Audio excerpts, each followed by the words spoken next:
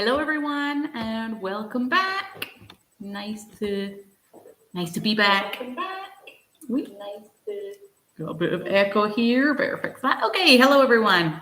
All right, welcome back to today's lesson. Today we're gonna be looking at the listening, part 3 and 4 specifically of the PET listening exam. So let's get started. If you're watching live, please leave a little message. Let me know where you're watching from. It's nice not to just be here talking to myself. Okay, so let me share my screen with you and we'll get started. We're going to open with a joke, as always, and it is a really bad one, so I apologize. Let me just share my screen with you. Here we go. Okay, really bad joke for you today. What do you call somebody with no body and no nose? I'm almost embarrassed to tell you because it's this bad. Somebody with no body and no nose. If any ideas, put them in the chat or leave a comment if you're watching later on. Of course, the answer is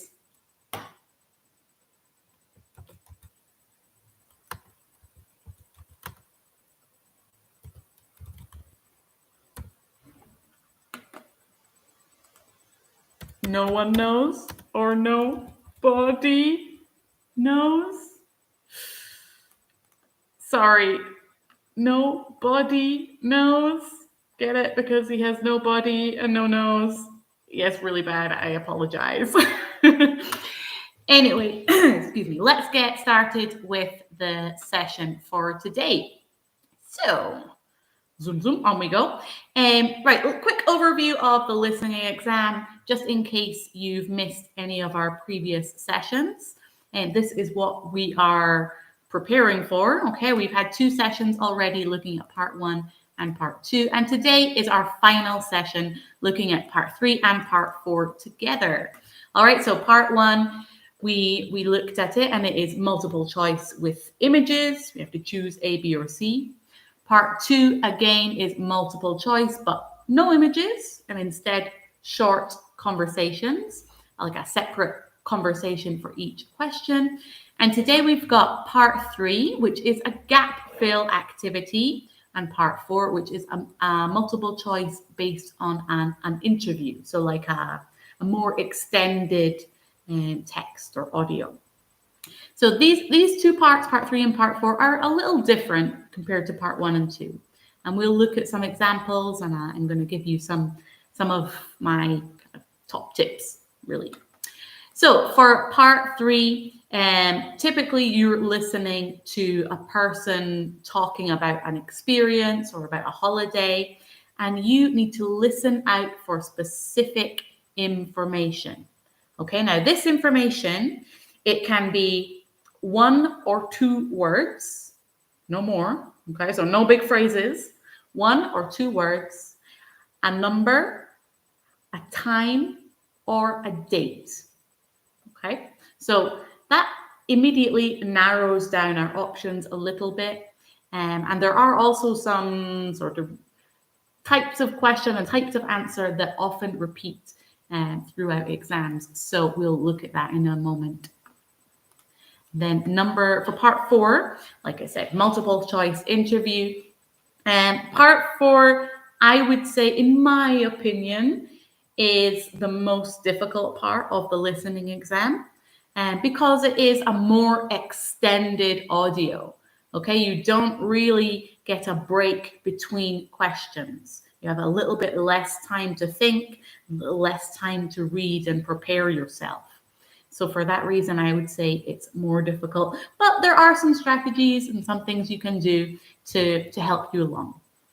Right, so let's zoom on. This is what we're looking at today. More or less the same sort of structure as last week. Okay, so we've just had our overview of the exam, some strategies we're going to talk through now, and then questions, practice questions for part 3 and part 4. We'll have a look in a little bit later on. All right, right, so I want to start with part 3 specifically. Okay, so these are tips and tricks. Of course, you can apply them to any part, but these are specifically relevant to part 3 of the listening exam. Okay, so I think my number one thing that I think everyone should do is to try to predict the type of information that is missing from the question. So if I could very quickly show you, just before I write this, I'll show you an example. Okay, this is what the part 3 looks like. All right, so you can see we have some information in the text, and then we have a gap that we have to complete. So the first thing I recommend students do is that they read it and they try to predict the missing information. All right, and we can often do this by looking at the words around the gap, the words before and after, and perhaps looking at the context. Maybe thinking, what type of word is it that's missing? Is it a noun? Is it a verb? Is it a time or a day or a phone number or an email address or a name? Okay, there are lots of things that can help us to really focus and make sure that we're listening specifically for that word or that little piece of information that is missing. Okay, so that's my top recommendation for part 3. I think really everybody should be trying to at least attempt a prediction before they listen.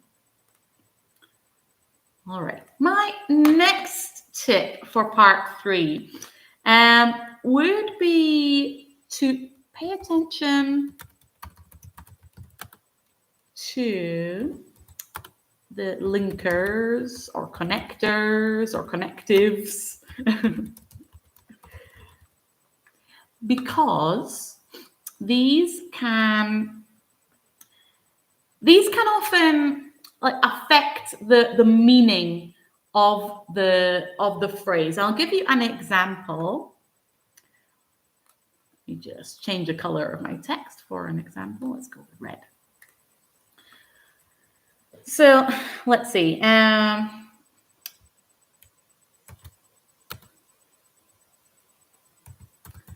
liked let's imagine I'm going on holiday and I liked the pool and the water slide. All right, this is our first example. I liked the pool and the water slide. Now, if we change that connector, if we change that linker to I liked the pool,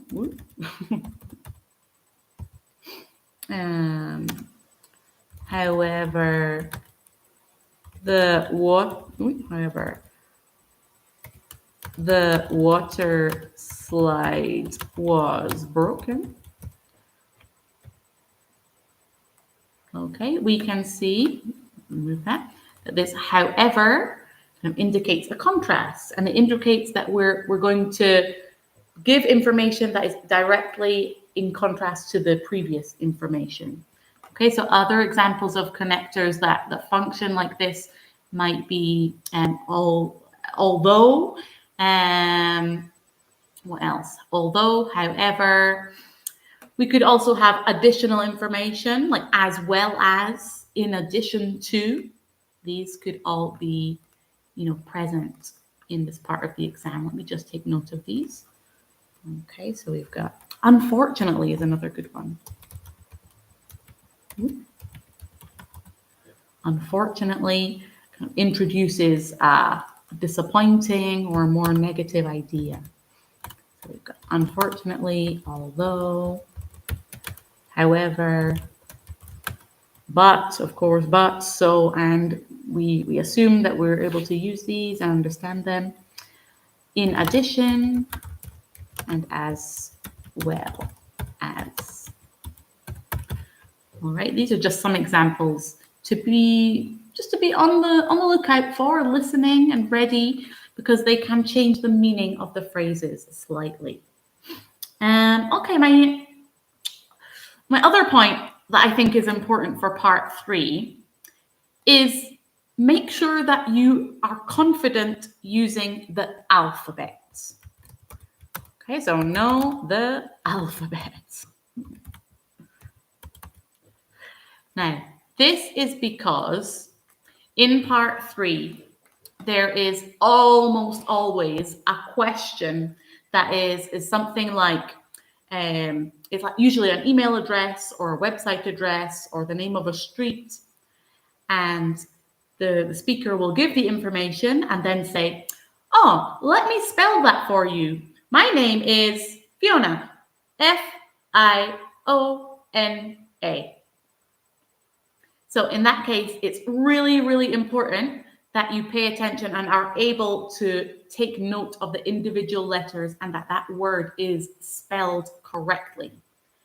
At some point during the B1 exam, especially in the writing part, if there is a word that is misspelled, as long as you can see, or the examiners can see what word you mean and they can understand it, they probably won't mark you down. But in this question, they will, because the information, the letters are spelled out to you. So you must spell the word correctly. So know the alphabet, I would recommend for this part. It's really, really important. Okay, so that's kind of my tips for part 3. So let's have a look at an example question. Okay, so we've got a radio presenter called Haley talking about going to an indoor snowboarding centre near London. Sounds quite fun. I'm not a fan of snowboarding, but some people are.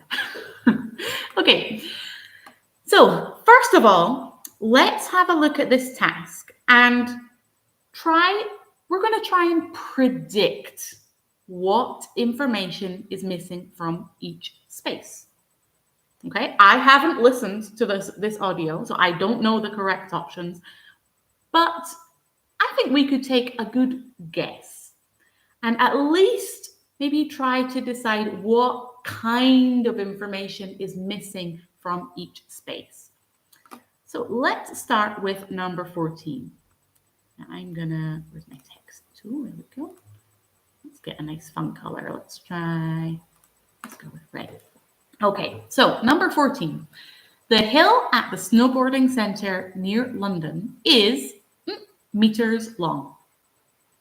Now, I can see that we have meters long, which tells me immediately that this is going to be a number. I don't know the number, but I know it's a number because it says meters long. So it could be 10 meters long, 20 meters long, 100 meters long. Okay, but I know that it's almost certainly going to be a number. Number 15, the snowboarding center, the snowboarding center building used to be okay, so the building that the snowboarding center is in, previously, let me think, it's probably quite big. Maybe it used to be a gym or a shopping center or a school. So I would say it's the name of a place in town. Okay, so it's the name of a place. Maybe, let's put an example, maybe a gym. Okay, for example, could be a gym, might not be, but that's definitely an option. Okay, number 16. Haley tried as well as snowboarding. So let's think, what other sports can you try at an indoor snowboarding center? Well, maybe skiing, sledging. I'm going to guess that skiing is quite a good possible option. So let's put that. It could be, what else could we do at an indoor snowboarding center? Maybe she tried ice skating. Is another option. But it's probably a sport, it's an activity that we typically do in the snow or on the ice. Haley had trouble with the at the center. Okay, quite a good expression there. She had trouble. So that means that she had a problem with something at the center. So let's think, what could be difficult at a snowboarding center? Maybe the lift, the ski lift or the snowboard lift, that could be difficult. What else could be difficult? Maybe falling over. That was certainly my experience. Maybe the other people. Maybe there was a lot of people and the center is crowded. Okay, so Haley had trouble with the other people at the center. I think the most probable option could be the ski lift. Okay, so that's my guess. Now remember, these are guesses. We haven't listened. I don't know. But these are just already helping us to focus and to try and eliminate some unnecessary information. All right, number 18. Haley recommends taking a to the center. Okay, so what could we take to a ski center? If you have any ideas, pop them in the chat. Trying to think, what would I take if I was going skiing or snowboarding? Maybe, and this is important, remember it's a singular, it's going to be a singular noun because we have a. We know that it's going to start with a consonant because it's a. Maybe a packed lunch, a jumper or a jacket. It can't be gloves because we can't say gloves. I'm going to go for a jacket because I think that's quite important. If you're at a snowboarding center, it's probably cold. So there's a good chance you might need a jacket.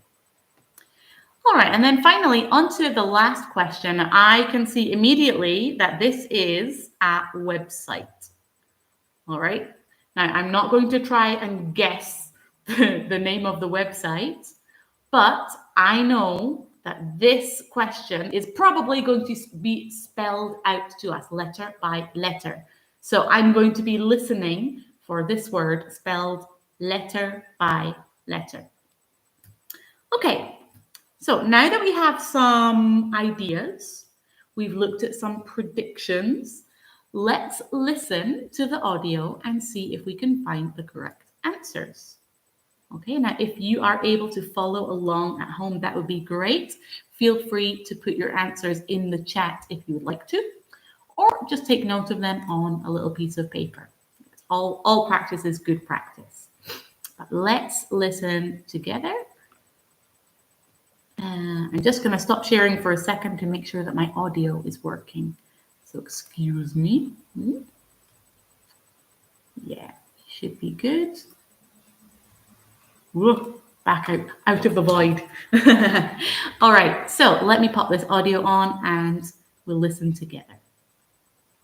If you have any problems hearing it, please leave me a message in the chat. Now look at part 3. For each question, write the correct answer in the gap. Write 1 or 2 words, or a number, or a date, or a time. Look at questions 14 to 19 now. You have 20 seconds. Okay, so in the exam, that's worth noting, we have 20 seconds to read the questions. Okay, obviously, we took a little longer to do that because we're just practicing. But in the exam, you have 20 seconds to read and quickly think of some predictions and take note of your ideas. You will hear a radio presenter called Haley talking about going to an indoor snowboarding centre near London. Hi everyone, Hayley here. I'm going to tell you about an indoor snowboarding centre near London that I went to recently. I'd never done indoor snowboarding before and was surprised how good the snow was. The hill there is the longest in the country at 220 metres. The other indoor hills are only 170 metres, so this one is 50 metres longer.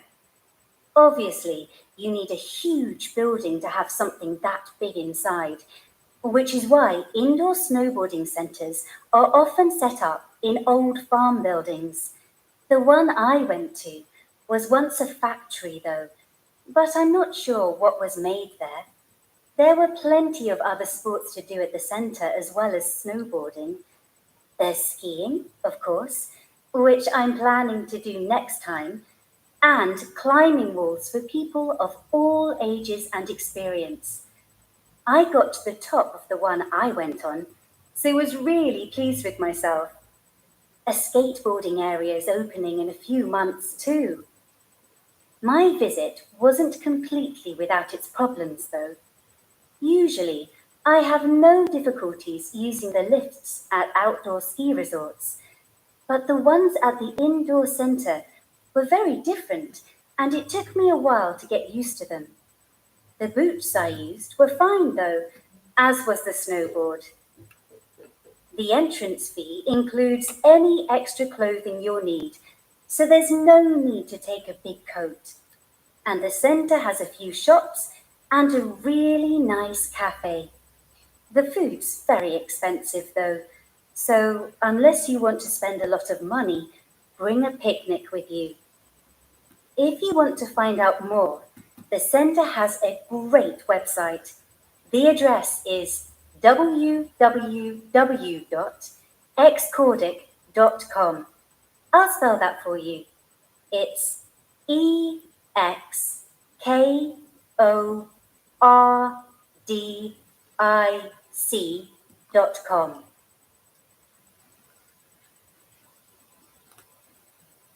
Okay, right. So that was our first listen. Now, in the exam, of course, we listen twice. So if you're listening to the recording of this lesson, then by all means, listen again. You have two opportunities because we're a little short on time today, and we still have another part of the exam to look at. We're not going to listen twice, but I think I heard all of the answers, and our guesses. These predictions were quite good, to be honest. So for number 14, if you think you have them, please pop them in the chat. But if not, there we go. It was a number, and she mentioned various numbers. So remember, try not to get distracted. But the number she gave for this snowboarding center was 220 meters long. And in your exam, you can write if it's a number, you can write it with numbers like this. You can also write it with words if that's what you prefer. Okay, for the name of the place, she mentioned an old farm building, but she said that this one is in an old factory. So it used to be a factory. All right. What other activity did she try? She mentioned climbing walls. So the activity for those would be climbing. Sounds quite fun. And then the ski lift, we were right in this prediction. They only really used the word lift. Okay, so Hayley had trouble with the lift or with the lifts at the center. Hayley recommended taking not a jacket. She said that's not necessary, but you will need food because the food is very expensive. She used the word picnic. All right, and the final one, the web address that was spelled out to us. Okay, they spelled it EXKORDIC,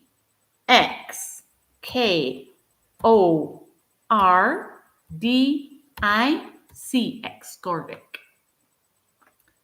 And that was the web address. So there we go. That is part 3. Now, of course, you have a second opportunity to listen, but I'm not going to give you that today just because we're in a bit of a hurry. So let's zoom on. How much time have we got? 20 minutes. Okay. Let's zoom on to part 4. Okay, that's part 3 finished. Never see it again. On to part 4. So part 4, here's an example. There are 6. Here we go. 6 multiple choice questions, and they are all based on an interview. All right, so we can see we've got 3 on this page and 3 on the next page. Obviously, in your exam, you have them all on the same page, so it's a little bit more convenient. Now, I'm trying to think if I have any specific advice for this part.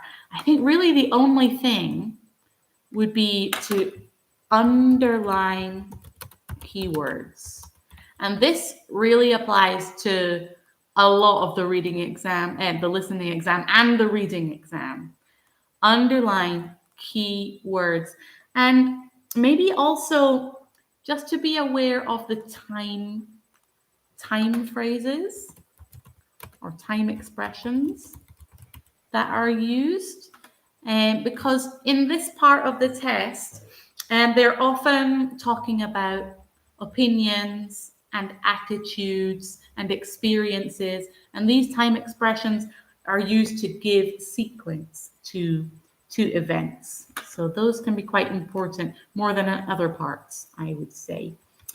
But other than that, I think those are really just 2 main points to remember. There is one thing that I would quite like to mention, and it's sort of related to the time expressions. And it's just a little common mistake that I've seen, and it's confusion with the past simple and present perfect.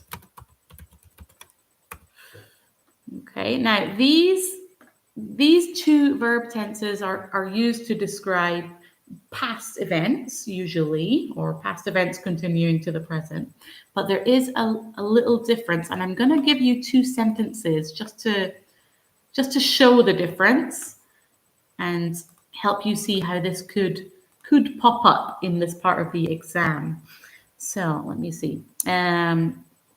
He has worked for the company for 3 years. Okay, that's our first phrase. Okay, this is present perfect. And then if we look at a past simple version, he worked for the company for 3 years. All right, so what is the difference between these? If you have any clues, like leave a message for me in the chat. I'm sure there are other people who are wondering. This is important to remember for this part because often the questions refer to like when something happened, and this is a really important distinction. So our first example, which uses the present perfect, he has worked for the company for 3 years, indicates that he previously worked for the company for a duration of 3 years, and he still continues to work there. In contrast, if we look at the past simple version, he worked for the company for 3 years, but now he doesn't. Okay, so remember, present perfect is for actions that are still in process, and past simple for actions that are finished. And that's just something to keep in mind for this part of the test. All right, so let's zoom on to our example question. Okay, now in the test, of course, you do have, I think it's 40 seconds to read through the text. So I'm going to give you just a little bit of time to read the questions first, and then we'll listen to the example. Okay, so we've got 3 questions here and 3 questions on the next page. So let's just take a minute to read them. And while I'm reading, I'm going to try and underline some of the key words.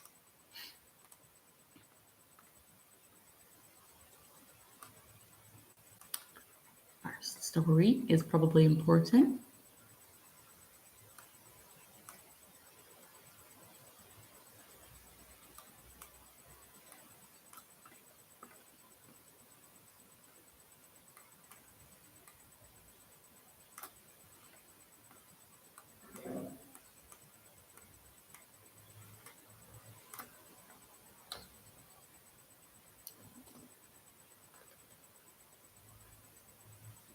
Okay, take a little time to read it, no rush.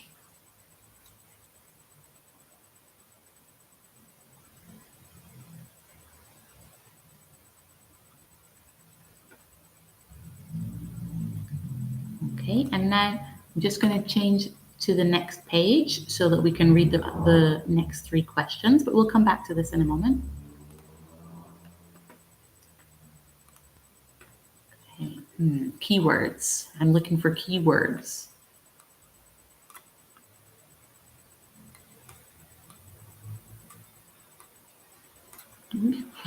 Apologies for my drawing. I'm using a little mouse and it goes very wiggly sometimes. All right.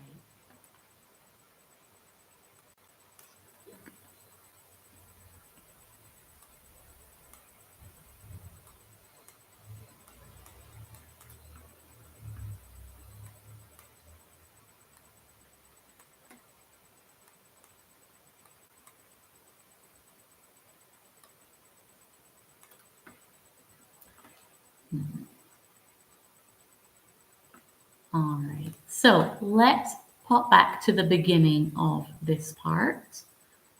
Apologies if you haven't quite had time to finish reading, but you will come back to this in a moment.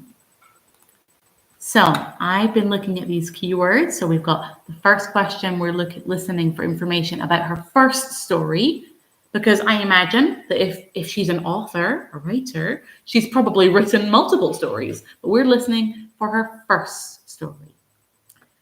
Okay, the second question, in question 21, we're listening for which she prefers, writing stories or creating the pictures.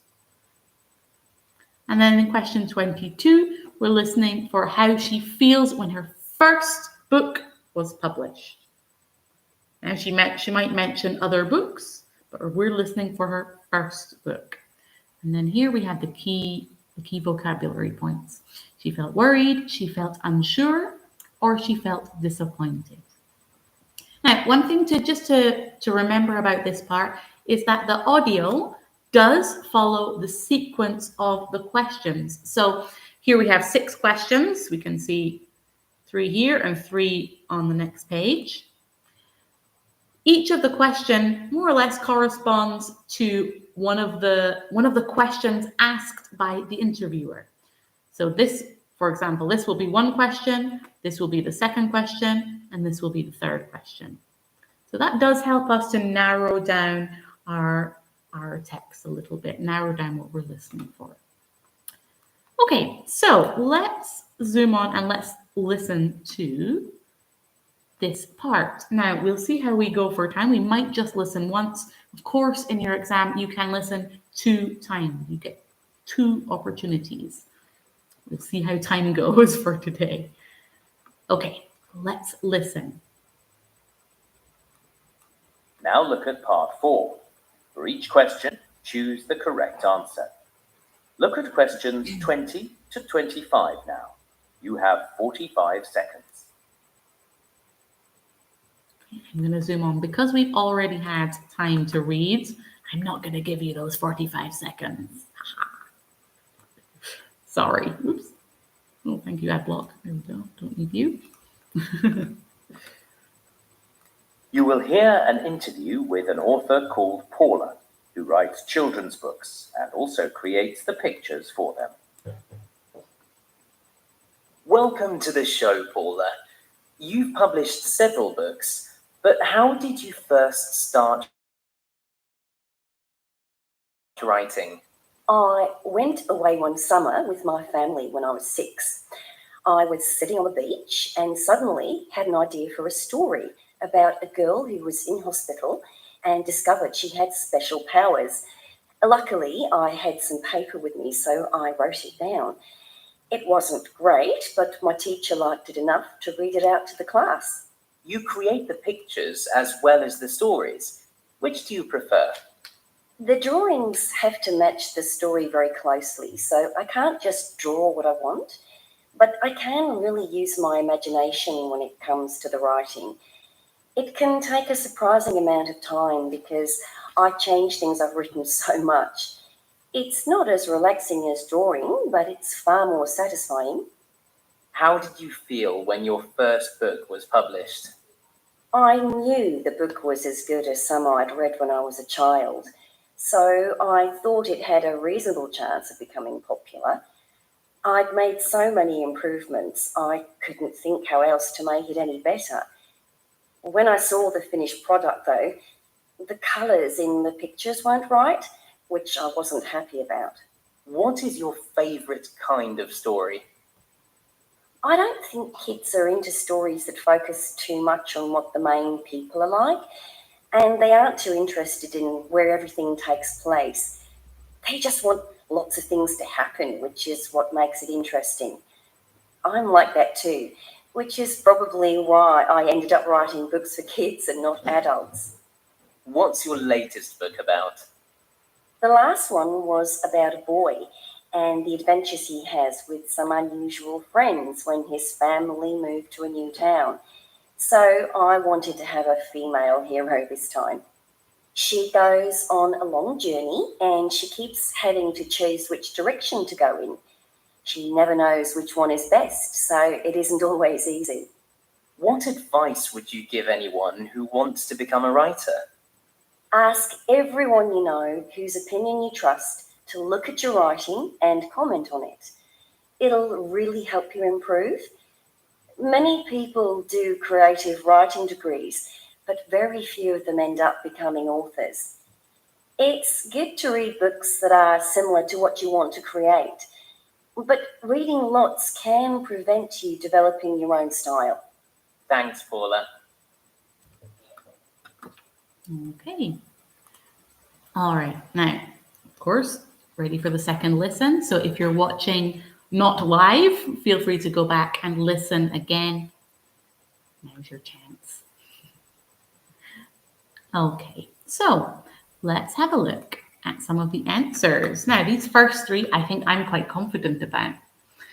Our first one, she mentioned that she wrote her first story when she was on holiday.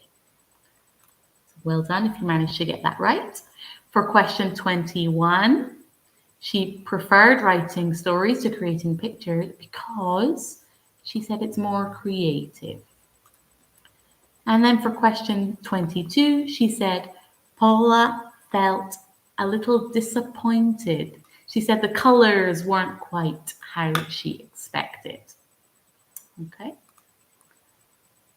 Now, question 23. Paula's favorite stories. I wonder. I think these were stories that have strong main characters. Okay. For question 24, she mentioned her latest book, not her previous book, her latest book is about developing close friendships. And question 25C, she recommended getting other people to read your work. Well, it's good advice in general. All right, so you can see by focusing on the key words, we've been able to really listen out for that specific piece of information. All right, now before we finish today, I wanted to go over something that maybe you haven't seen before. So I wanted to show you this. So this is the mark sheet that you need to use in the listening exam. So we can see at the top here, we have space for your information, candidate name, exam center, all of this. Some of this will probably be completed by the center. So you won't need to write in your name and the candidate number and all of this. But you will need to write in this part. Okay, here we have the different parts of the listening exam. Part 1, Part 2, Part 3, and Part 4. So please make sure, here, you can see it here, we use a pencil, not a pen. And then you can easily rub out any mistakes. When you are marking them, we need to make sure that you color each circle correctly. So if you want to choose A, color little circle for A completely. We're not looking for a cross, no ticks, no circles. We want the color the circle. And then finally for part 3, which was one of the parts we looked at today, when you're writing your answers, it's important that your writing is clear. And I would recommend, actually it says it here, more than recommend, you must write your answers in capital letters so that they can be really clearly understood.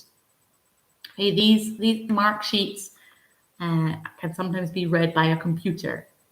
So it's important that your writing is very clear and any of the marks that you make on the page are clear or are rubbed out very well if they are a mistake. Okay. All right. So I just wanted to show everyone that so that you know a little bit what to expect. And I think, unless anyone is in the chat and has any more questions, I'm going to stop sharing my screen. Whoa, back into the void. Just stop sharing. There we go. Oh, hello, I'm back. All right. Oh, I can see my mum's been giving us answers again. Thank you, Mum. Haven't seen them today. I think for some reason my chat on my second screen was not quite up to date. But we're gonna call it a day for today, I think. So I'd like to thank all of you for watching this series about the listening and the speaking exams. This is going to be our last episode. So if you have any questions or any doubts, please leave a comment and we'll get in touch with you. Remember that Home Studies offer some courses if you are preparing for exam. I'm sure there are some that could help you out with that. We've got some nice videos as well coming out, some coming out this week and some next week, and some that are out already that are all specifically about preparing for the B1 PET exam. So check those out if you haven't done already. And of course, don't forget to like and subscribe to the channel. It's been a pleasure working with you guys. Bye-bye.